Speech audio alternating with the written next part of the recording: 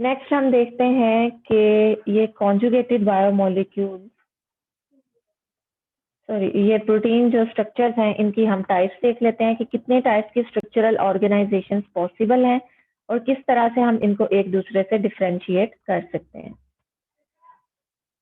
Overall हमारे पास जो proteins हैं, इन प्रोटीन्स में 4 लेवल ऑफ ऑर्गेनाइजेशन होती हैं। यानी जरूरी नहीं है कि आपके पास जब राइबोसोम्स ने कोई प्रोटीन बना दी, एग्जाम्पल फर्स्ट ऑफ ऑल हमारे पास जो मैसेंजर आरएनए है जो कि एक्चुअली डीएनए से इंफॉर्मेशन लेके आता है प्रोटीन फॉर्मेशन की, और ये राइबोसोम्स के पास उस इंफॉर्मेशन को ट्रांसलेट करता है। राइबोसोम इस मैसेंजर आरएनए को रीड करते जाते हैं और इसको ट्रांसलेट करते जाते हैं, प्रोटीन्स को सिंथेसाइज करते जाते हैं। एक दफा ये प्रोटीन सिंथेसाइज हो गई, इट डजंट मीन कि ये प्रोटीन फंक्शनल है।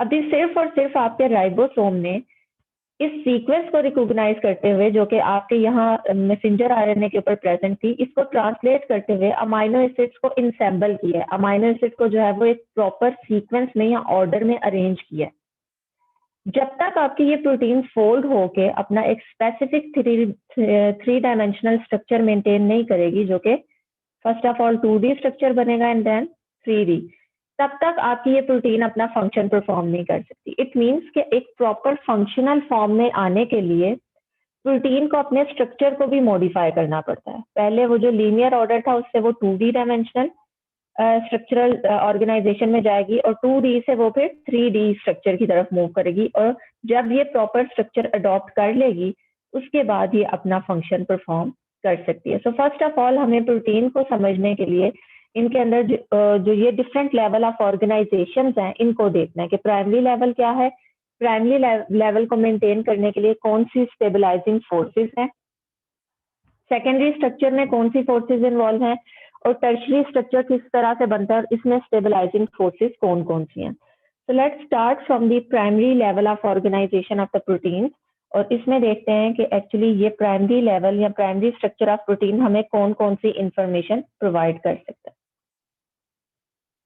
तो बच्चों, जब भी आप लोग किसी प्रोटीन के प्राइमरी स्ट्रक्चर की बात करते हो तो हमेशा ये चीज याद रखिएगा कि जो प्राइमरी स्ट्रक्चर है ये कंसर्न होता है विद द 2 डिफरेंट थिंग्स। यानी प्राइमरी स्ट्रक्चर में एक तरफ आप प्रोटीन के अंदर present number of amino acids को देखते हो कि आपकी एक पर्टिकुलर प्रोटीन है, फॉर एग्जांपल आप इंसुलिन की बात करते हो तो आपको पता होना चाहिए कि उसके अंदर total number of amino acids कितने हैं। जब तक आप उसमें प्रेजेंट अमाइनो एसिड्स को आइडेंटिफाई नहीं करोगे तब तक आप उसके जो है वो ऑर्डर की तरफ मूव नहीं कर सकते। यानी ऑब्वियसली पहले ये पता होना चाहिए ना कि कितने अमाइनो एसिड हैं, और उसके बाद हम देखते हैं कि ये अमाइनो एसिड किस सीक्वेंस में प्रेजेंट है। ठीक है, पहली चीज जो मैंने आपको बताई कि आपने प्राइमरी स्ट्रक्चर में नंबर ऑफ अमाइनो एसिड्स को देखना है। दूसरी तरफ हम मूव कर रहे हैं कि आपके पास जो है इन अमाइनो एसिड्स का ऑर्डर या सीक्वेंस भी इम्पोर्टेंट है कि ये किस ऑर्डर में अरेंज है, किस सीक्वेंस में प्रेजेंट है। सपोज अगर इंसुलिन में 51 अमाइनो एसिड्स हैं और आपके पास जो है वो किसी वजह से कोई एक आधा अमाइनो एसिड डिलीट हो जाए तो तब भी प्रोटीन अपना फंक्शन परफॉर्म नहीं कर सकती। ठीक है, यानी number of amino acids important है। अगर total number of amino acid किसी प्रोटीन में 51 है तो इट मीन्स के 51 नहीं होने चाहिए, 50, 49, 48 अमाइनो एसिड से अगर प्रोटीन बनती है तो वो प्रोटीन हो सकता है अपना फंक्शन परफॉर्म ना करे, बिकॉज अगर नंबर ऑफ अमाइनो एसिड कम होंगे तो ऑब्वियसली उसकी जो स्ट्रक्चरल ऑर्गेनाइजेशन है वो भी इफेक्ट होगी। सेकेंड पॉइंट है कि सीक्वेंस ऑफ अमाइनो एसिड भी इक्वली इंपॉर्टेंट है। सपोज 51 अमाइनो एसिड तो हैं, लेकिन आपके पास किसी एक खास पोजीशन के ऊपर, सपोज चेन ए के अंदर आपके पास जो है वो 4th पोजीशन के ऊपर अमाइनो एसिड था ग्लाइसिन। आप उस ग्लाइसिन को अगर रिप्लेस कर देते हो विद दी एस्पार्टिक एसिड तो ऑब्वियसली अमाइनो एसिड की सीक्वेंस या उसका ऑर्डर चेंज होने से भी आपकी प्रोटीन का फंक्शन इफेक्ट होगा। अगर आपके पास फर्स्ट पोजीशन के ऊपर एलानिन है तो इसका मतलब है एलानिन ही होना चाहिए। सेकंड पोजीशन के ऊपर अगर आपके पास सीरिन है तो इट मीन्स कि सेकंड पे हमेशा सीरिन को ही आना चाहिए। ओके बच्चों, यहाँ पे मैं जो चीज डिस्कस कर रही हूँ वो ये है कि प्राइमरी स्ट्रक्चर में आपने 2 चीजें देखनी है, एक नंबर ऑफ अमाइनो एसिड, जितना प्रोटीन के अंदर एक नंबर अवेलेबल है अमाइनो एसिड का वो उतना ही रहना चाहिए, इसमें किसी किस्म का चेंज नहीं आना चाहिए। और जो दूसरी चीज मैं बता रही हूँ वो है सीक्वेंस ऑफ अमाइनो एसिड। किसी भी वजह से अमाइनो एसिड के अंदर जो प्रेजेंट सीक्वेंस है, प्रोटीन के अंदर प्रेजेंट अमाइनो एसिड की सीक्वेंस है, वो चेंज नहीं होनी चाहिए। ठीक है, अगर चेंज होती है सीक्वेंस तो ऑब्वियसली उसकी वजह से आपकी प्रोटीन का स्ट्रक्चर और फंक्शन दोनों इफेक्ट होंगे। तो हम प्राइमरी स्ट्रक्चर के अंदर इन दोनों चीजों को देखते हैं, number of amino acid as well as sequence of amino acid. अब क्वेश्चन ये है कि ये प्राइमरी स्ट्रक्चर हमारे लिए इम्पोर्टेंट क्यों है? हमें किसी प्रोटीन के अंदर present number of amino acid या सीक्वेंस ऑफ अमाइनो एसिड को देख के क्या क्या इन्फॉर्मेशन मिल सकती है, ये हमें किस किस्म की इन्फॉर्मेशन प्रोवाइड कर सकते हैं और ये हमारे लिए जरूरी क्यों है?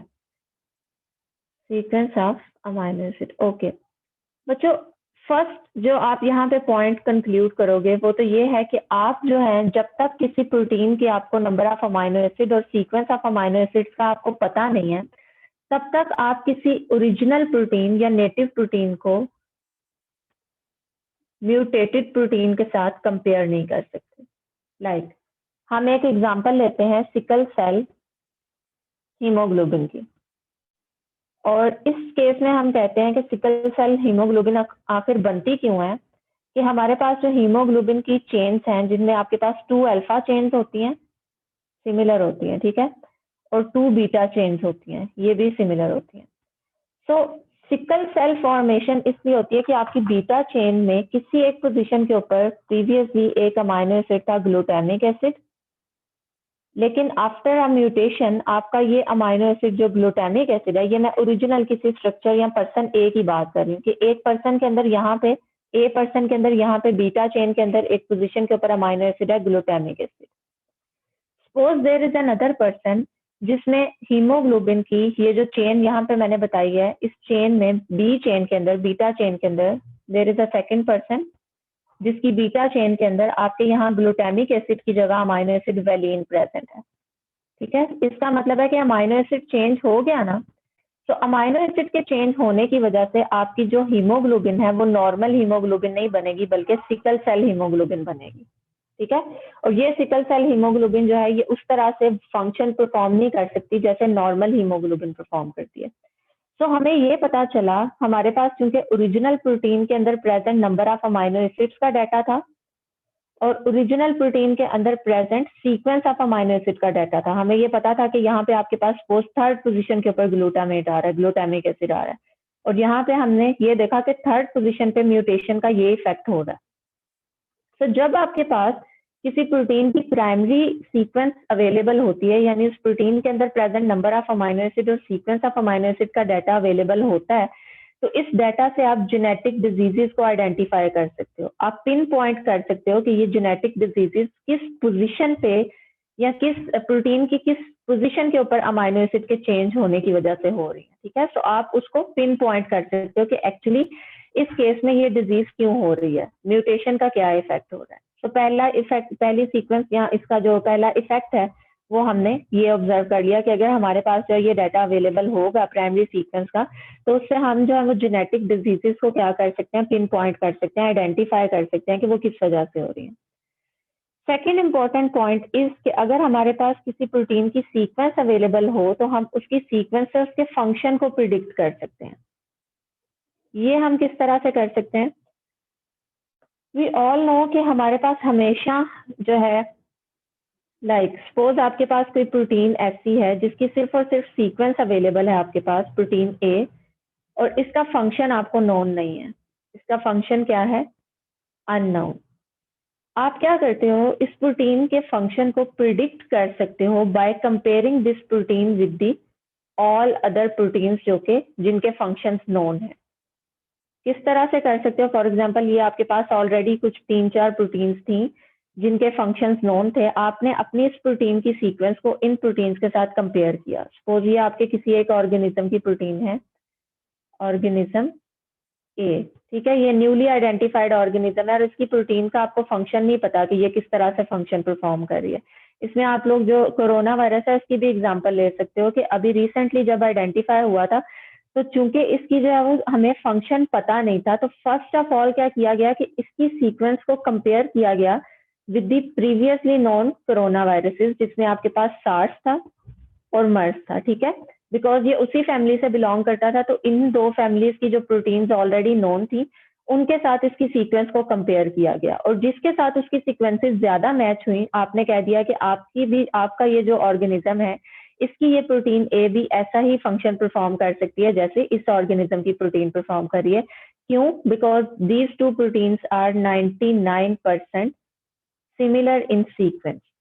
तो अगर आपके पास कोई दो या दो से ज्यादा प्रोटीन सीक्वेंस लेवल पे सिमिलैरिटी शो करती हैं, तो इसका मतलब है कि उनके फंक्शंस भी सिमिलर हो सकते हैं। ठीक है, तो अगर आपके पास किसी एक प्रोटीन की सीक्वेंस अवेलेबल होती है और आपके पास उसका फंक्शन अननोन है, तो आप उसके फंक्शन को प्रिडिक्ट कर सकते हो by comparing this sequence with the similar sequences. इसी से हम ये पॉइंट भी रिलेट कर सकते हैं कि एक तो हमने प्रोटीन के फंक्शन को प्रिडिक्ट कर लिया और दूसरा हमने फाइलोजेनेटिक एनालिसिस भी कर लिया। लाइक आपके पास ह्यूमन की एक प्रोटीन है, प्रोटीन ए, और आप इसको कंपेयर करते हो with the protein A of rat, and यहाँ पे फॉर एग्जांपल ये रैट में प्रेजेंट है, and protein A of chimpanzee. ठीक है, अब इस प्रोटीन की आपको सीक्वेंस पता है और आप क्या देखना चाह रहे हो, आप ये देखना चाह रहे हो कि ये प्रोटीन जो ह्यूमन में प्रेजेंट है ये रैट से कितने % सिमिलर है और चिंपैंजी में कितने % सिमिलैरिटी शो कर सकती है, ताकि आप जो है वो फाइलोजेनेटिक रिलेशनशिप आइडेंटिफाई कर सको कि ह्यूमन रैट से ज्यादा क्लोज है या फिर चिंपैंजी से ज्यादा क्लोज है इन देयर जीनोम और प्रोटियोम। तो सपोज मेरे पास ये जो प्रोटीन थी इसको मैंने कंपेयर किया इसकी सीक्वेंस को सीक्वेंस लेवल के ऊपर, और इसमें सपोज ये जो 5-6 अमाइनो एसिड थे इनकी सीक्वेंस कुछ इस तरह से थी: alanine, glycine, valine, threonine, proline, tyrosine, सीरिन, और ये आप कोई से भी जो है वो अमाइनो एसिड आगे लिख सकते हो।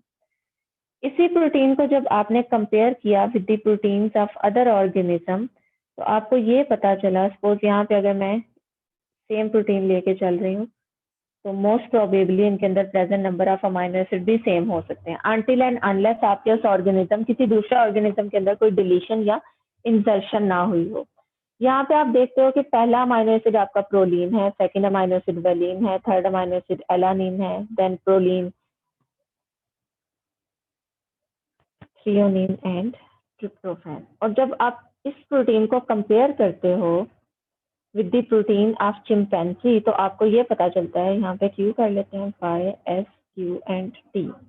जब आप इसको अलाइन करते हो तो आप देखते हो कि फर्स्ट पोजीशन के ऊपर there is no match between this protein and this protein, लेकिन यहाँ पे आपके पास मैच आ रहा है। यस, अगेन सेकंड पोजीशन के ऊपर यहाँ पे मैच नहीं है, लेकिन इस पोजीशन पे आपको मैच नजर आ रहा है। थर्ड केस में भी आपको यहाँ पे मैच नजर नहीं आ रहा, लेकिन इधर मैच नजर आ रहा है। तो आपकी ये प्रोटीन जो है वो रैट में प्रेजेंट प्रोटीन ए के साथ इतनी ज्यादा सिमिलैरिटी शो नहीं कर रही, जबकि आपकी ये प्रोटीन जो है वो चिंपैंजी में प्रेजेंट प्रोटीन के साथ ज्यादा सिमिलैरिटी शो कर रही है। तो इससे आप ये चीज कंक्लूड कर सकते हो कि आपकी इस प्रोटीन की सीक्वेंस जो है ये 90% सिमिलर है with the protein A of chimpanzee, जबकि आपकी ह्यूमन की प्रोटीन ए और रैट की जो प्रोटीन ए है इसमें सिमिलैरिटी हो सकता है हार्डली 10% आए। तो आप ये कह सकते हो कि during the course of evolution आपके चूंकि प्रोटीन्स की सीक्वेंसेस एक जैसी आ रही हैं, तो देयर इज अ प्रोबेबिलिटी कि ह्यूमन और चिंपैंजी का ओरिजिन सेम हो, बिकॉज उनकी जो प्रोटीन्स हैं उनकी सीक्वेंसेस बहुत ज्यादा मिलती जुलती हैं। ठीक है, तो इस तरह से आप बता सकते हो कि आपके जो ऑर्गेनिजम्स हैं during the course of evolution वो किस क्लास से बिलोंग करते थे या किस स्पीशीज से वो डाइवर्सिफाई होना शुरू हुए। Is it clear? Yes ma'am. Okay, तो अब हम इन पॉइंट्स को देखते हैं। पहले हमने प्राइमरी स्ट्रक्चर की बात की और फिर हमने प्राइमरी स्ट्रक्चर में देखा कि इसमें हमने किसी भी प्रोटीन के अंदर present number of amino acids और सीक्वेंस ऑफ अमाइनो एसिड्स की बात करनी है। और फिर हमने कुछ जो है यहाँ से पॉइंट्स को कंक्लूड किया कि प्राइमरी सीक्वेंस हमें किस तरह से हेल्प करती है प्रोटीन को समझने में। प्राइमरी सीक्वेंस हमें जो है वो जेनेटिक डिजीजेस को पिन पॉइंट करने में हेल्प करती है। इससे हम किसी प्रोटीन के मैकेनिज्म ऑफ एक्शन या उसके फंक्शन को प्रिडिक्ट कर सकते हैं। प्राइमरी सीक्वेंस से हम प्रोटीन के टर्शरी स्ट्रक्चर को भी आइडेंटिफाई कर सकते हैं और इससे एवोल्यूशनरी रिलेशनशिप्स को भी प्रिडिक्ट कर सकते हैं। ठीक है, so with justification in 4 points को हमने क्लियर किया। अब हम ये देखते हैं कि किसी प्रोटीन के प्राइमरी स्ट्रक्चर को मेंटेन करने में कौन सी स्टेबलाइजिंग फोर्सेस इन्वॉल्व हैं। तो बच्चों, प्राइमरी स्ट्रक्चर एक्चुअली एक सीक्वेंस ऑफ अमाइनो एसिड्स है ना, कि आपके पास जो है ये इंडिविजुअल अमाइनो एसिड्स है, और जब ये प्रॉपर सीक्वेंस के अंदर अरेंज होना शुरू हो जाए तो हम कहते हैं कि this is the primary structure of protein, जिसमें आपके पास एक खास नंबर ऑफ अमाइनो एसिड एक खास सीक्वेंस में रिपीट होता है। ठीक है, तो इस कॉम्बिनेशन को हम क्या कहते हैं? Primary structure of protein. अब क्वेश्चन इज कि इस प्राइमरी स्ट्रक्चर को मेंटेन करने में कौन सी स्टेबलाइजिंग फोर्सेस इन्वॉल्व हैं? तो अगर आप थोड़ा सा गौर करें तो इस प्राइमरी स्ट्रक्चर को मेंटेन करने के लिए जो फोर्सेस इधर इन्वॉल्व हैं, these forces are peptide bonds. Because अगर आप नोट कर रहे हो तो यहाँ पे सिर्फ और सिर्फ आपके अमाइनो एसिड लिंक हुए हुए हैं। ये आपका एक अमाइनो एसिड है जो कि जिसका अमाइनो ग्रुप यहाँ पे फ्री होगा, लेकिन इसका जो कार्बोक्सिलिक एसिड ग्रुप है वो यहाँ पे पेप्टाइड बॉन्ड फॉर्मेशन के थ्रू इस अमाइनो एसिड के अमाइनो ग्रुप के साथ अटैच है। ठीक है, सो this is the peptide bond which is holding these two amino acids together. Next आपके पास इसी प्राइमरी स्ट्रक्चर को मेंटेन करने के लिए, फॉर एग्जांपल आपको पता है कि एलानिन है और ये ग्लाइसिन के साथ लिंक्ड है, तो ये पेप्टाइड बॉन्ड है जो इन दोनों को लिंक कर रहा है। थर्ड पोजीशन पे अगर आपके पास प्रोलीन अमाइनो एसिड है, तो प्रोलीन को इस सीक्वेंस में ऐड करने के लिए या प्रोटीन को यहाँ पे जो है वो इन्वॉल्व करने के लिए आपके पास अगेन पेप्टाइड बॉन्ड होगा, और ये पेप्टाइड बॉन्ड यहाँ पे ग्लाइसिन के कार्बोक्सिलिक एसिड ग्रुप और प्रोलीन के अमाइनो ग्रुप के दरमियान बनेगा। So again this is the peptide bond which is making this structure favourable. और यहाँ पे अगर टायरोसिन है तो अगेन पेप्टाइड बॉन्ड है। अगर किसी वजह से आप इन पेप्टाइड बॉन्ड्स को ब्रेक कर दो, यानी यहाँ से इस बॉन्ड को ब्रेक करते हो, यहाँ से ब्रेक करते हो, यहाँ से ब्रेक करते हो, तो आपका जो प्राइमरी स्ट्रक्चर है वो स्ट्रक्चर मेंटेन नहीं रहेगा, बल्कि ये डिस्टर्ब हो जाएगा, ये ब्रेक हो जाएगा। तो वी कैन कंक्लूड कि प्राइमरी स्ट्रक्चर को स्टेबलाइज करने में सिर्फ और सिर्फ पेप्टाइड बॉन्ड्स इन्वॉल्व हैं। ठीक है, कोवलेंट इंटरेक्शंस इन्वॉल्व हैं, एंड कौन सी covalent interactions and these are peptide bond. ठीक है, ओके। तो next type of the structure जो कि प्रोटीन्स में प्रिडोमिनेटली प्रेजेंट होते हैं, these are the secondary structures. और सेकेंडरी स्ट्रक्चर्स हमारे पास यूजुअली टू टाइप्स के होते हैं। ठीक है, अब जैसे अभी मैंने आप लोगों को थोड़ी देर पहले बताया कि आपकी जो एक पॉलीपेप्टाइड चेन है, फर्स्ट ऑफ ऑल जब कोई पॉलीपेप्टाइड चेन बनती है तो ये पॉलीपेप्टाइड चेन अपनी लीनियर जो है वो कन्फर्मेशन के अंदर प्रेजेंट होती है इस तरह से, और इस linear confirmation of polypeptide chain को हम कहते हैं कि this is the primary structure of protein, और प्राइमरी को मैं 1D से रिप्रेजेंट कर रही हूँ। अब प्रोटीन को अपना फंक्शन परफॉर्म करने के लिए हमने ये पढ़ा था कि इसमें जो साइड चेन्स होती हैं वो एक दूसरे के साथ इंटरेक्शन भी करती हैं, और आपकी प्रोटीन जो है वो फंक्शनल प्रोटीन, यूजुअली कुछ प्रोटीन्स ग्लोब्यूलर प्रोटीन्स होती हैं जो कि इस तरह से पैक हुई होती हैं। तो इट मीन्स कि ये प्राइमरी स्ट्रक्चर या लीनियर स्ट्रक्चर जो है ये मजीद फोल्ड हो सकता है, ये इसी तरह से नहीं रहेगा, बल्कि प्रोटीन की ये जो पॉलीपेप्टाइड चेन है, ये पॉलीपेप्टाइड चेन अब फोल्ड भी हो सकती है। ये हमेशा लीनियर कॉन्फ़िगरेशन में नहीं रहेगी, बल्कि इस पॉलीपेप्टाइड चेन की फोल्डिंग भी हो सकती है। और फोल्डिंग की वजह से हमारे पास जो सेकेंडरी स्ट्रक्चर्स बनते हैं ये दो तरह के होते हैं, alpha helix and beta sheets. Helix और बीटा शीट्स किस तरह से बनते हैं ये हम देखते हैं वन बाय वन। तो पहले ही आपने ये चीज याद रखनी है कि आपकी जो पॉलीपेप्टाइड चेन है ये हमेशा से लीनियर कॉन्फ़िगरेशन में नहीं रहती, बल्कि ये फोल्ड हो सकती है, ये इस तरह से कॉइलिंग कर सकती है, और इस कॉइलिंग और फोल्डिंग की वजह से जो बनने वाले हमारे पास स्ट्रक्चर्स होते हैं, इन स्ट्रक्चर्स को हम कहते हैं कि these are the secondary structures of protein. और दो तरह के ये सेकेंडरी स्ट्रक्चर्स हैं, जिसमें एक तरफ मैं अल्फा हेलिक्स की बात कर रही हूँ और दूसरी तरफ मैंने बीटा शीट्स को डिस्कस किया है। तो इन सेकेंडरी स्ट्रक्चर्स को स्टेबलाइज करने के लिए जो फोर्सेस इन्वॉल्व होती हैं, these forces are hydrogen bonding. Like अगर हम सबसे पहले देखते हैं कि आपकी प्रोटीन किस तरह से जो है वो कौन सा सेकेंडरी स्ट्रक्चर बनाती है, तो हम ये देखेंगे कि आपका जो पहला सेकेंडरी स्ट्रक्चर बनेगा दिस इज अल्फा हेलिक्स, जिसमें आपकी जो पॉलीपेप्टाइड चेन है ये एक एक्सिस के अराउंड क्या होना शुरू होती है, कॉइल होना शुरू होती है। तो सबसे पहले हम अल्फा हेलिक्स को देखते हैं ये किस तरह से बनता है और किस तरह से ये मेंटेन रहता है। तो the first type of the secondary structure जो कोई पॉलीपेप्टाइड चेन अडॉप्ट कर सकती है, दिस इज अल्फा हेलिक्स। और ये किस तरह से बनता है कि आपकी जो लीनियर पॉलीपेप्टाइड चेन है, this is the linear polypeptide chain, ये एक एक्सिस के अराउंड इस तरह से कॉइल होना शुरू कर देती है। ठीक है। डेफिनेटली आपके पास यहाँ पे ये एक ही पॉलीपेप्टाइड चेन होगी जिसमें एक तरफ आपके पास एन टर्मिनस प्रेजेंट होगा और दूसरी तरफ सी टर्मिनस प्रेजेंट होगा, लेकिन जो बीच का फ्रेगमेंट है, ये वाला फ्रेगमेंट, ये इस तरह से जो है वो कॉइल होना शुरू कर देता है। तो इस कॉइलिंग के बाद जो आपके पास सेकेंडरी स्ट्रक्चर बनता है, इस स्ट्रक्चर को हम कहते हैं this is alpha helical confirmation of protein. Now definitely इस स्ट्रक्चर को, अगर इस कॉन्फ़िगरेशन को मेंटेन रखना है, इस फॉर्म में अगर रहना है, तो यहाँ पे कुछ ऐसी इंटरेक्शंस होनी चाहिए जो कि इसके स्ट्रक्चर को लॉक कर दें। यहाँ पे अगर कोई इंटरेक्शंस नहीं होंगी तो आपकी ये प्रोटीन वापस इस लूज कन्फर्मेशन में चली जाएगी और ये दोबारा से अपने लीनियर फॉर्म को अडॉप्ट कर लेगी। तो अगर किसी प्रोटीन के अंदर ये सेकेंडरी स्ट्रक्चर्स मेंटेन रहने हैं, तो इन सेकेंडरी स्ट्रक्चर्स को मेंटेन करने के लिए भी कुछ फोर्सेस इन्वॉल्व होती हैं, और ये फोर्सेस स्पेसिफिकली हाइड्रोजन बॉन्डिंग होती है। ठीक है, hydrogen bonding are the non covalent interactions और नॉन कोवलेंट फोर्सेस जो कि प्रोटीन के सेकेंडरी स्ट्रक्चर्स को मेंटेन रखने के लिए जरूरी होती हैं। नाउ द क्वेश्चन इज कि ये हाइड्रोजन बॉन्डिंग किन ग्रुप्स के दरमियान बनती है। जब हमने अमाइनो एसिड्स पढ़े थे तो हमने ये पढ़ा था कि अमाइनो एसिड्स में अल्फा अमाइनो ग्रुप भी है जो कि हाइड्रोजन बॉन्डिंग कर सकता है। ठीक है, कार्बोक्सिलिक एसिड ग्रुप है, ये भी हाइड्रोजन बॉन्डिंग कर सकता है, और कुछ अमाइनो एसिड की साइड चेन में भी ऐसे ग्रुप्स होते हैं जो कि पोलर होते हैं और ये हाइड्रोजन बॉन्डिंग कर सकते हैं। तो हमने अब आइडेंटिफाई करना है कि ये जो अल्फा हेलिक्स है, इसमें प्रेजेंट ये हाइड्रोजन बॉन्डिंग किन ग्रुप्स की वजह से है। क्या साइड चेन इसमें इन्वॉल्व है या ये हाइड्रोजन बॉन्डिंग सिर्फ इन दो ग्रुप्स की वजह से है। So let's see.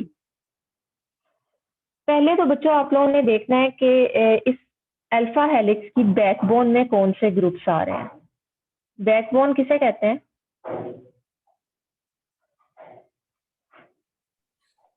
Main structure. Main structure, ठीक है, जिसके साथ, जैसे आपके पास अगर आप किसी ट्री की एग्जांपल लेते हैं तो ये इसका मेन स्ट्रक्चर है और ये जो बाकी चीजें ये इसके साथ as a branch point attach होती हैं। तो ये जो आपके पास स्टेम है ये इसका बैकबोन होगा। ठीक है, इसी तरह से आपके पास जो अल्फा हेलिक्स है उसमें ये जो मेन पोर्शन है, ये जो इस तरह से कॉइल हो रहा है किसी एक्सिस के राउंड, ये बैकबोन है।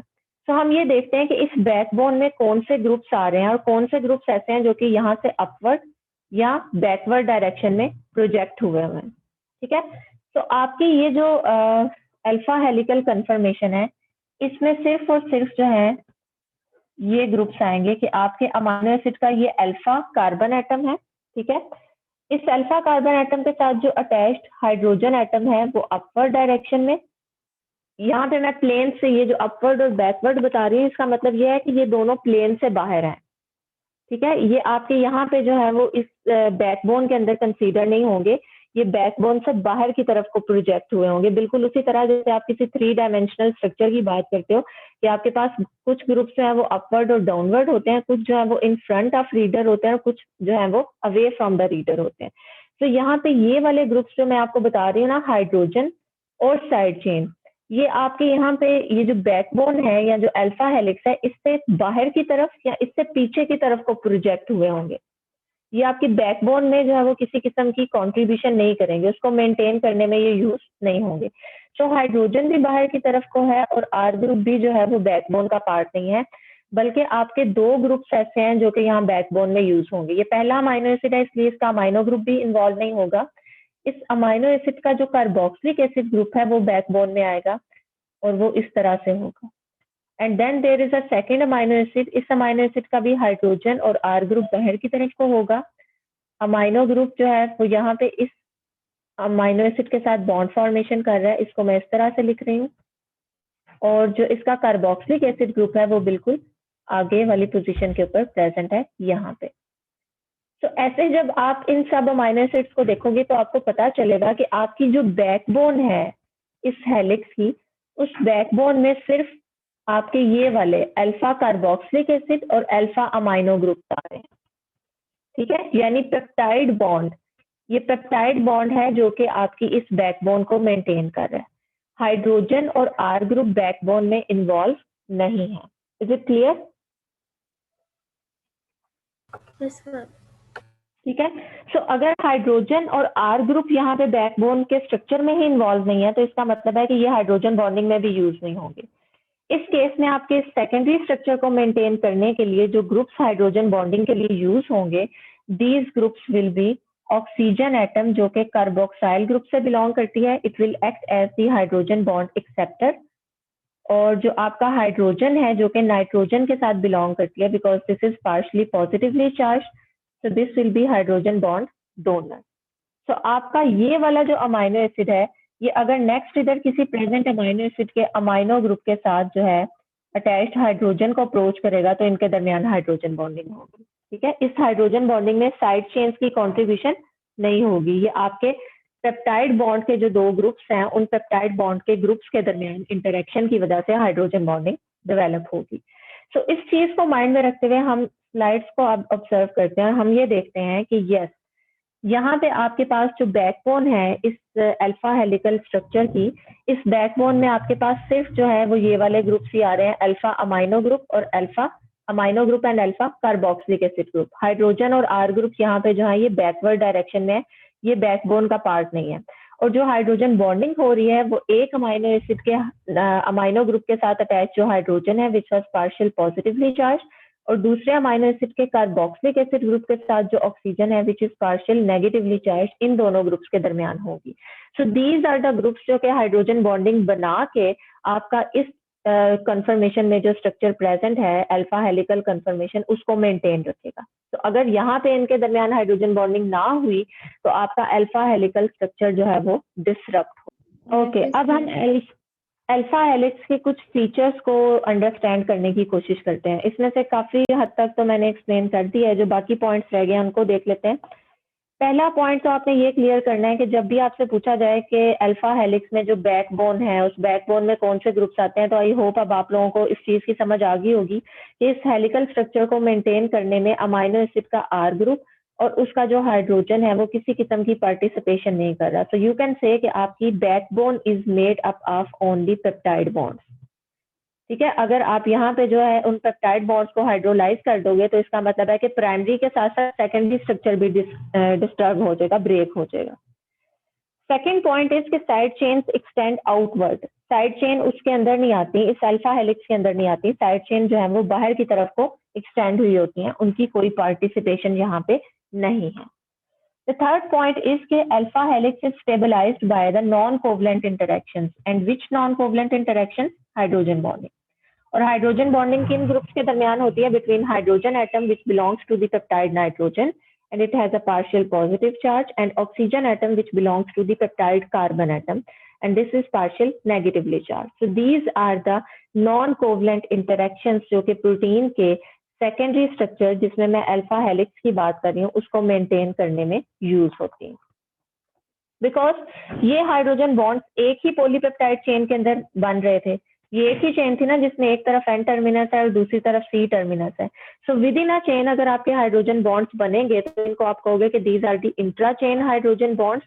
जबकि अगर आपकी एक पॉलीपेप्टाइड चेन किसी दूसरी पॉलीपेप्टाइड चेन के साथ अगर हाइड्रोजन बॉन्डिंग डेवलप करती है तो इस केस में जो हाइड्रोजन बॉन्ड्स होंगे उनकी नेचर होगी inter chain hydrogen bonds between chain. जबकि यहाँ पे आपके पास जो 2D स्ट्रक्चर या अल्फा हेलिक्स को मेंटेन करने के लिए जो हाइड्रोजन बॉन्ड्स हैं, the nature of these hydrogen bonds are intra chain hydrogen bonds.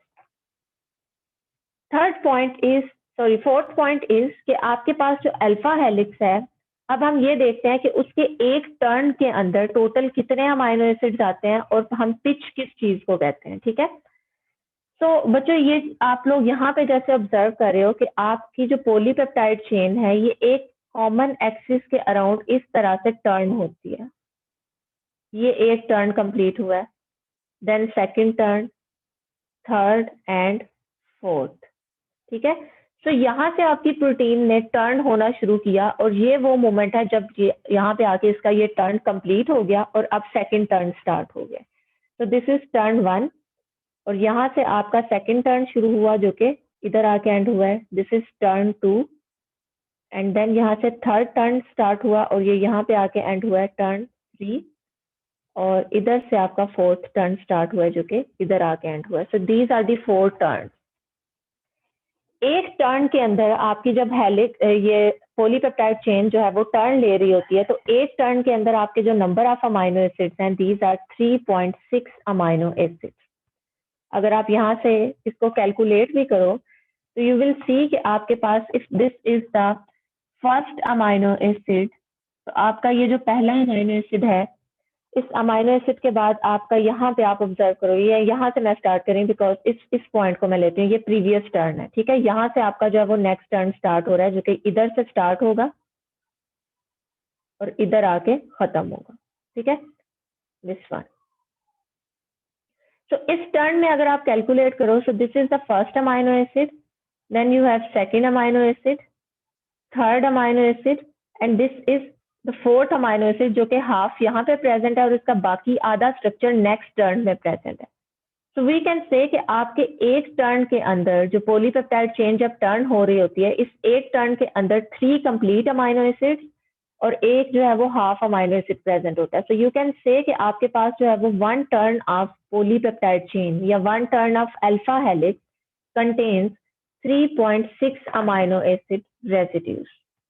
और अगर आप इसकी लेंथ की बात करते हो, तो लेंथ आपके पास जो है वो आप यहाँ पे देखोगे कि यहाँ से ये स्टार्ट हो रहा है ना, और यहाँ पे ये एंड हो रहा है, तो इतनी अगर आप लेंथ काउंट करो तो ये भी कंजर्व्ड आती है, ठीक है। तो ये कितनी आएगी आपके पास 5.4 ऑंगस्ट्रम या फिर 0.54 नैनोमीटर, ठीक है। तो इसको अगर आप कैलकुलेट करो तो ये पैटर्न आपके पास हमेशा सेम आएगा। इट मीन्स के प्रोटीन्स के अंदर जो सेकेंडरी स्ट्रक्चर्स बनते हैं वो कुछ रूल्स को फॉलो करते हैं। उनमें से एक रूल ये है कि हर टर्न के अंदर 3.6 अमाइनो एसिड्स आएंगे और एक जो टर्न है उसकी लेंथ कितनी होगी, उसकी पिच कितनी होगी, 5.4 ऑंगस्ट्रम। जैसे मैंने यहाँ पे आपको बताया कि आपके एक टर्न की अगर लेंथ 5.4 ऑंगस्ट्रम है, तो इस टाइम मेरी इस पॉलीपेप्टाइड चेन में टोटल 4 टर्न्स आ रहे हैं। तो टोटल आप प्रोटीन का पोर्शन अगर मैं आपसे पूछती हूँ कि मुझे बताएं कि आपकी प्रोटीन का पूरा कितना जो पोर्शन है वो यहाँ पे अल्फा हेलिक्स बना रहा है, तो आप टोटल नंबर ऑफ टर्न्स को देखोगे 1 2 3 4, और एक टर्न की आपको लेंथ का पता है कि इट इज 5.4 ऑंगस्ट्रम। सो 4 टर्न्स के लिए आपके पास होगी 5.4 इंटू 4 इज इक्वल टू, जो भी आंसर आएगा वो आप बताओगे कि this is the length of polypeptide chain जो कि यहाँ पे हेलिक्स की फॉर्म में प्रेजेंट है, ठीक है। सो आपके पास जो है वो टर्न की लेंथ भी आपको पता चल गई कि वो कितनी होगी, और एक टर्न के अंदर total number of amino acids भी कितने प्रेजेंट होंगे। The last point is, sorry second last point is, there are certain amino acids जिनकी जो कंसंट्रेशन है प्रोटीन के अल्फा हेलिक्स के अंदर वो बहुत लो होती है, जिसमें आप देख सकते हो कि this amino acid is proline. आप लोगों को याद होगा जब मैंने प्रोलीन पढ़ाया था आप लोगों को, तो उसमें मैंने ये चीज डिस्कस की थी कि ये वो ऐसा अमाइनो एसिड है जिसकी साइड चेन में आपके पास जो एक मिथाइल ग्रुप प्रेजेंट होता है, ये मिथाइल ग्रुप अपने ही अल्फा अमाइनो ग्रुप के साथ बॉन्ड फॉर्मेशन कर लेता है समटाइम्स, ठीक है। और इस वजह से हम इसको कहते हैं कि this is the amino acid, जो कि एक्चुअली अमाइनो एसिड नहीं बल्कि इमिनो एसिड है, sorry this is imino acid. और इस केस में अगर प्रोलीन आपके अल्फा हेलिक्स के अंदर आ भी जाता है तो उसकी वजह से आपके अल्फा हेलिक्स की जो कंफर्मेशन है वो रिजिड हो जाती है, वो फ्लेक्सिबल नहीं रहती। इसलिए यूजुअली अवॉइड किया जाता है कि आपके जो जितनी भी प्रोटीन्स हैं उनके अगर आप अल्फा हेलिक्स की सीक्वेंस को देखो, उस पोर्शन को देखो जो कि अल्फा हेलिक्स बनाता है, तो उनके अंदर प्रोलीन की कंसंट्रेशन बहुत कम होती है, ठीक है। प्रोलीन जो है वो अल्फा हेलिक्स के अंदर बहुत रेयरली आता है। And the last point is, जैसे मैंने अभी थोड़ी देर पहले आप लोगों के सामने डिस्कस किया है कि जो अल्फा हेलिक्स है इसके स्ट्रक्चर को स्टेबलाइज करने के लिए हाइड्रोजन बॉन्डिंग यूज होती है। किन ग्रुप्स के दरमियान हाइड्रोजन बॉन्डिंग होती है वो भी हमने देख लिया है कि आपके पास जो है वो पेप्टाइड बॉन्ड के ग्रुप्स, यानी एक अमाइनो एसिड में जो कार्बोक्साइल ऑक्सीजन है वो, और दूसरे अमाइनो एसिड में जो आपके पास यहाँ पे अमाइनो हाइड्रोजन है, दीज आर द 2 ग्रुप्स जो कि हाइड्रोजन बॉन्डिंग के थ्रू स्ट्रक्चर को मेंटेन करेंगे। बट द क्वेश्चन इज कि क्या हर पहला अमाइनो एसिड दूसरे अमाइनो एसिड के साथ हाइड्रोजन बॉन्डिंग करेगा? नो, इसका भी एक पैटर्न है। आपके अल्फा हेलिक्स में हर पहला अमाइनो एसिड अपने से 4th पोजीशन के ऊपर जो प्रेजेंट अमाइनो एसिड है उसके साथ हाइड्रोजन बॉन्डिंग करता है। Like you can see this in this diagram कि आपके पास अगर ये पहला अमाइनो एसिड है और ये रेड कलर में शो कर रहा है कि ये इसका ऑक्सीजन है, कार्बोनाइल ऑक्सीजन है, और जो आपके पास ये ट्रांसपेरेंट पोर्शन है ये रिप्रेजेंट करता है व्हाइट, ये रिप्रेजेंट कर रहा है हाइड्रोजन को। सो this is amino acid number 1, amino acid number 2, amino acid number 3 and 4। सो आपके पास यहाँ पे जो फोर्थ अमाइनो एसिड है, इस फोर्थ अमाइनो एसिड की जो हाइड्रोजन है, this hydrogen is making bond with a hydrogen bond with the first amino acid.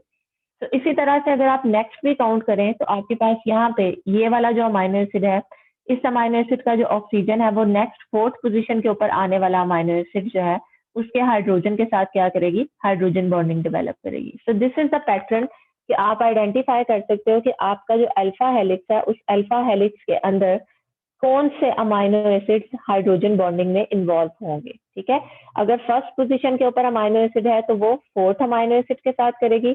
इसी तरह से जो अमाइनो एसिड सेकंड पोजीशन के ऊपर प्रेजेंट है उसका फोर्थ अमाइनो एसिड कौन सा होगा, जो कि सीक्वेंस में फिफ्थ पोजीशन के ऊपर आएगा, ये इसके साथ करेगी। इसी तरह से जो सीक्वेंस में थर्ड पोजीशन के ऊपर अमाइनो एसिड है वो सिक्स्थ वाले के साथ क्या करेगा, हाइड्रोजन बॉन्डिंग डेवलप करेगा।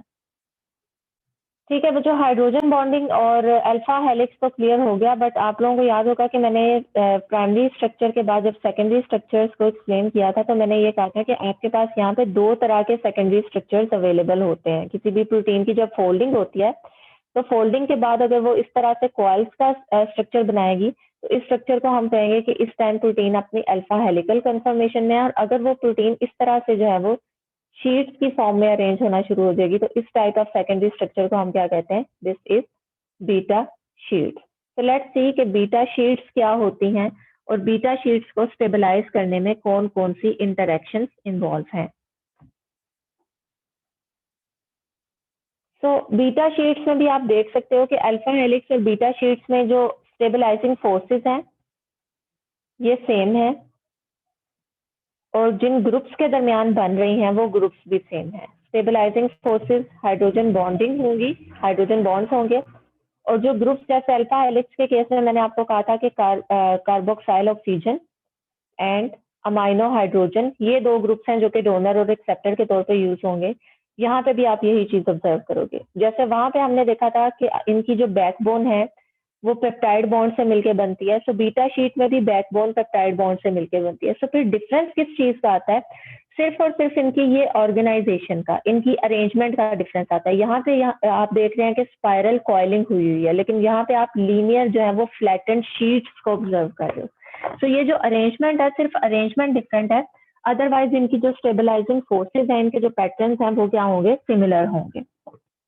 सो बीटा शीट्स के अंदर आप ऑब्जर्व कर सकते हो कि इस केस में आपके पास जो पॉलीपेप्टाइड चेन्स हैं, ये पॉलीपेप्टाइड चेन्स थोड़ी एक्सटेंडेड कन्फर्मेशन में इस तरह से जो है वो रिपीट होंगी। ठीक है, ये आपके पास एक ही अगर पॉलीपेप्टाइड चेन है तो इसका ये एन टर्मिनस हो सकता है, ये सी टर्मिनस हो सकता है। ठीक है, और अगर ये एक से ज्यादा पॉलीपेप्टाइड चेन्स हैं तो उनकी भी ये जो शीट्स हैं ये एक दूसरे को क्या कर सकती हैं, ट्रेस कर सकती हैं। So depending upon the direction हम बीटा शीट्स को फर्दर जो है वो टू कैटेगरीज में क्लासीफाई कर सकते हैं। लाइक ये आपके पास जो है ये बीटा शीट्स जो हैं इसमें आप देख सकते हो कि ये आपके पास जो है वो एंड टू एंड एक दूसरे को फेस कर रही हैं। लाइक ये अगर सी टर्मिनस है तो सेकंड शीट का भी सी टर्मिनस इसको फेस कर रहा है, और यहाँ पे अगर एंड टर्मिनस है तो इस केस में जो सेकंड आपके पास शीट है इसमें भी आपके पास जो है वो एंड टर्मिनस इसको फेस करेगा। सो दिस टाइप आपका अरेंजमेंट इज पैरेलल अरेंजमेंट, और इस केस में आप बीटा शीट्स को भी कहोगे कि these are the parallel beta sheets. और ऑब्वियसली इनके स्ट्रक्चर को मेंटेन करने के लिए अभी भी आप यहाँ पे ऑब्जर्व कर रहे हो कि हाइड्रोजन बॉन्डिंग उन्हीं ग्रुप्स के दरमियान प्रेजेंट है which are the part of peptide bond. और बैकबोन में भी आपके पास सिर्फ और सिर्फ पेप्टाइड बॉन्ड्स आ रहे हैं, हाइड्रोजन और जो साइड चेन है, साइड चेन यहाँ पे जो है वो वैसे दिखाई नहीं गई, लेकिन आप लोगों को पता होना चाहिए कि यहाँ पे जो हाइड्रोजन और साइड चेन है वो इस बैकबोन का पार्ट नहीं है, बल्कि बैकबोन से बाहर की तरफ को वो एक्सटेंड हुए होंगे। एंटी पैरेलल बीटा शीट्स में आपकी इन शीट्स की ओरिएंटेशन चेंज हो जाती है। सपोज आपके पास एक शीट में सी टर्मिनस है और दूसरी शीट में एन टर्मिनस इसको फेस कर रहा है। सो इस केस में ये दोनों ऑपोजिट डायरेक्शन में मूव कर रही थी। This is one sheet and this is second sheet. Obviously ये लिंक होंगे हाइड्रोजन बॉन्डिंग के थ्रू, लेकिन इनकी डायरेक्शन ऑपोजिट होने की वजह से हम इनको कहते हैं कि these are the anti parallel beta sheets.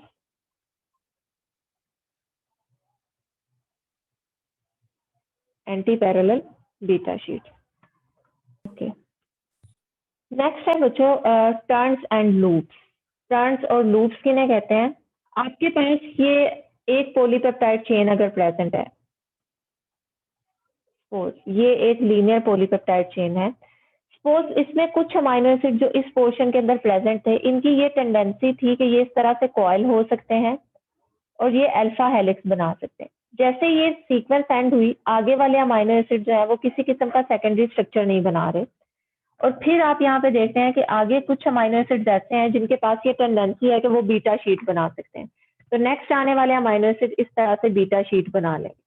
This is the secondary structure beta sheet. तो प्रोटीन के अंदर आप ये चीज ऑब्जर्व करोगे कि जरूरी नहीं है कि पूरी की पूरी पॉलीपेप्टाइड चेन ही जो है वो एक पर्टिकुलर सेकेंडरी स्ट्रक्चर को अडॉप्ट करे, बल्कि with in a polypeptide chain आपके पास जो है वो स्पेशियल ऑर्गेनाइजेशन होती है। इनको हम कहते हैं कि these are the special arrangements, which means कि आपके कुछ पोर्शन के अंदर, पॉलीपेप्टाइड के कुछ पोर्शन के अंदर कुछ खास किस्म का स्ट्रक्चर होगा अल्फा हेलिक्स, और हो सकता है कि उसी पॉलीपेप्टाइड चेन में थोड़ा सा आगे जाके स्ट्रक्चर चेंज हो जाए। ठीक है, so these are the portions of polypeptide chain जो कि किसी किस्म का सेकेंडरी स्ट्रक्चर नहीं बना रहे। अगर मैं यहाँ पे कलर चेंज करके इसको थोड़ा सा हाईलाइट कर दूं तो आप लोगों को समझ में आएगा कि आपकी इस प्रोटीन के जो अल्फा 2D स्ट्रक्चर्स हैं, अल्फा हेलिक्स और बीटा शीट, इनके दरमियान में कुछ ऐसे रीजन्स हैं जो कि किसी किस्म का सेकेंडरी स्ट्रक्चर नहीं बना रहे, ना तो ये अल्फा हेलिक्स बना रहे हैं, ना ही ये बीटा शीट्स बना रहे हैं।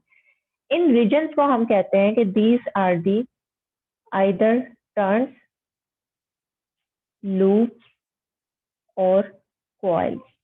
इनमें डिफरेंस क्या होता है ये मैं बता देती हूँ। ये एक्चुअली कनेक्शन पॉइंट्स हैं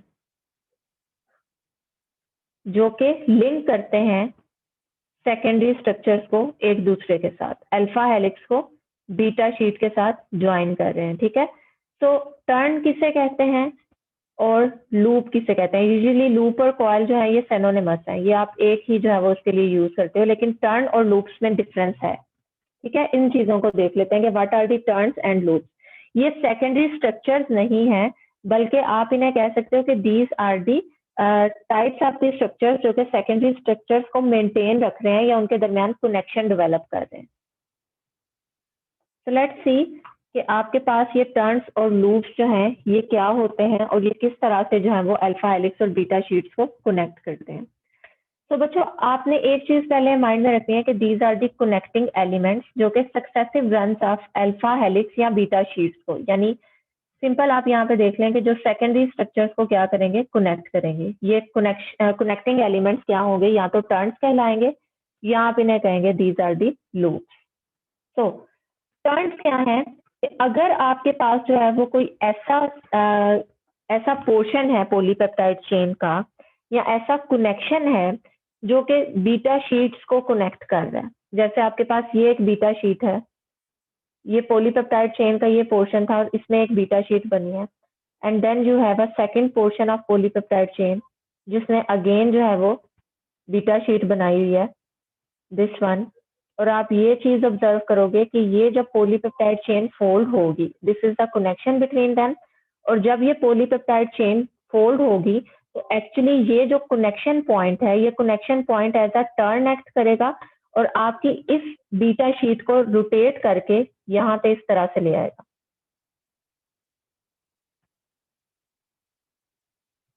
इस तरह से। ठीक है, तो इस स्ट्रक्चर को मैं अब यहाँ से इरेज कर देती हूँ ताकि आप लोगों को पता चल जाए कि during the folding of protein ये जो प्रीवियसली इस फॉर्म में स्ट्रक्चर प्रेजेंट था, ये स्ट्रक्चर आप टर्न होके तो इसने एंटी पैरेलल शीट को बनाने में क्या किया है, हेल्प किया है। सो एक्चुअली अगर आपके पास ये यहाँ पे ये वाला एलिमेंट ना होता, ये टर्न ना करता, तो आपकी जो एंटी पैरेलल ऑर्गेनाइजेशन है बीटा शीट की वो नहीं बननी थी।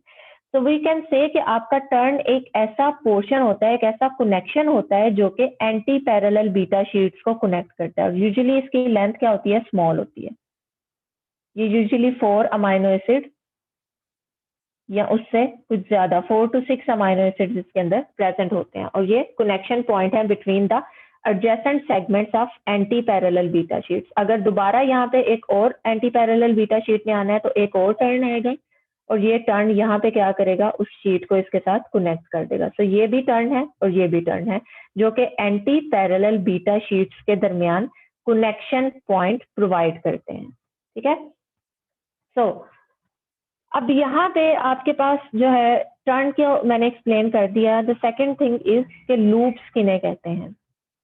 लूप्स यूजुअली आपके पास जो है, ये आप इन्हें कह लें कि these are the long connection points, यानी अल्फा हेलिक्स और उससे बहुत दूर जाके कोई जो है वो दूसरा अल्फा हेलिक्स बन रहा है, तो इसके दरमियान जो कनेक्शन है, डेफिनेटली ये भी इसी तरह से फोल्डिंग में हेल्प कर सकते हैं, लेकिन इनकी जो लेंथ है वो टर्न के मुकाबले में क्या होगी, ज्यादा होगी। और दूसरी जो चीज आपने यहाँ पे देखनी है वो ये देखनी है कि इनकी जो नेचर है यूजुअली वो हाइड्रोफिलिक नेचर होती है, और ये प्रोटीन की जो सरफेस है उसके ऊपर प्रेजेंट होते हैं। यानी हो सकता है कि जब अल्फा हेलिक्स इस तरह से फोल्ड हो, ये एक हेलिक्स और ये दूसरा हेलिक्स, तो इनके दरमियान ये वाला जो पोर्शन था, लूप का पोर्शन, ये प्रोटीन की सरफेस पे आ जाएगा, जो कि इस प्रोटीन को वाटर के साथ इंटरेक्शन करने में क्या करेगा, हेल्प करेगा। सो मेजर जो डिफरेंस है वो आपने यही करना है कि आपके पास जो टर्न है वो usually anti parallel beta sheets के अंदर आते हैं और इनकी लेंथ स्मॉल होती है, जबकि जो लूप्स हैं ये पैरेलल बीटा शीट्स में भी आ सकते हैं और अल्फा हेलिसेस को भी आपस में कनेक्ट कर सकते हैं, और ये कंपैरेटिवली जो है वो आप कह लें कि लॉन्ग पॉलीमर्स हैं और इनकी नेचर क्या है, हाइड्रोफिलिक नेचर होती है। जी बच्चों, यहाँ तक कोई कंफ्यूजन? मैम लूप और टर्न क्या में बच्चे? मुझे नहीं समझ आ रहा, लूप बड़ा होता है और टर्न छोटा होता है। जी, और जो टर्न है ना, टर्न जैसे अभी मैंने आपको थोड़ी देर पहले बताया, टर्न जो है वो आपके एडजेसेंट सेकेंडरी स्ट्रक्चर एलिमेंट की डायरेक्शन को चेंज कर सकते हैं। जैसे अभी मैंने यहाँ पे ड्रॉ करके बताया था कि आपके पास जो वो प्रीवियसली पॉलीपेप्टाइड चेन इस तरह से प्रेजेंट थी कि इसमें आपके पास ये एक जो है ये बीटा शीट इस तरह से प्रेजेंट थी, इसके दरमियान एक ये टर्न रीजन था, यहाँ पे अगेन आपके पास जो है वो एक बीटा शीट प्रेजेंट थी। यहाँ से तो मुझे ये लग रहा है कि इनकी डायरेक्शन सेम है, ठीक है। लेकिन होता क्या है कि जब प्रोटीन फोल्ड होने लगती है तो ये टर्न चुके रोटेट कर सकते हैं, तो जब ये रोटेट करेंगे तो इसका मतलब है कि ये टर्न इस पॉलीपेप्टाइड चेन की डायरेक्शन चेंज करके इसको यहाँ पे ले आएगा इस तरह से, ठीक है। और अब नेक्स्ट आपके पास ये चेन है इस तरह से, और जब इसकी मजीद ये टर्न रोटेट करेगा तो अब आपकी यहाँ पे एंटी पैरेलल बीटा शीट इस तरह से बनेगी, ठीक है। तो टर्न आपने सिर्फ ये याद रखना है कि ये डायरेक्शन को चेंज करने के लिए यूज होते हैं, इसलिए ये सिर्फ और सिर्फ एंटी पैरेलल बीटा शीट्स के अंदर प्रेजेंट